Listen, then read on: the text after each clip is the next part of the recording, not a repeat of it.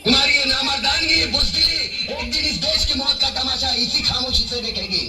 कुछ नहीं कहना मुझे तुम्हें, कुछ नहीं। तुम्हारी जिंदगी में कोई फर्क पड़ने वाला नहीं। अंधेरे में रहने की आदत पड़ी है तुमको, गुलामी करने की आदत पड़ी है। पहले राजा महाराजाओं की गुलामी की, फिर अंग्रेजों की, अब चंद गद्दार नेताओं की और गुंडों की। धर्म के नाम पर ये तुम्हें बहकाते हैं, तुम एक दूसरे के गले काट रहे हो। काटो काटो। ऊपर वाला भी ऊपर से देखता होगा तो उसे शर्म आती होगी, सोचता होगा मैंने सबसे खूबसूरत चीज बनाई थी, इंसान। इंसान नीचे देखा तो सब कीड़े बन गए, कीड़े कीड़े। रेंगते रहो, सड़ते रहो, मरो। आए और गए, खेल खत्म। क्यों जिए मालूम नहीं, क्यों मरे मालूम नहीं। कलम वाली बाई क्रांति लाना चाहती थी, कलम के जोर पर काले वर्तमान को खत्म करना चाहती थी। कौन समझा उसकी बात को? सब साले मुर्दे, जिंदा लाशें। किसे जगाती हो? मैं जाग गया, कुछ अच्छा काम करके जा रहा हूं, सुकून है।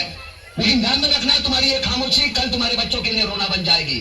ये कानून वाले, वर्दी वाले नेता, इन्होंने अपना ईमान नहीं दिया। एक दूसरे को जलाते वक्त तुम्हारा ईमान कहा गया था, भाड़ में।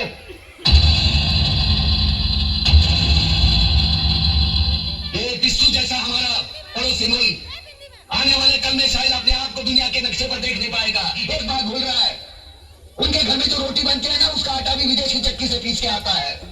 साले अपने खुद के देश में सुई नहीं बना सकते और हमारे देश को तोड़ने का सपना देखते हैं। वो ये सपना देख सकते हैं क्योंकि उन्हें मालूम है ये मुर्दों का देश है। वतन के लिए किसी को कोई हमदर्दी नहीं है।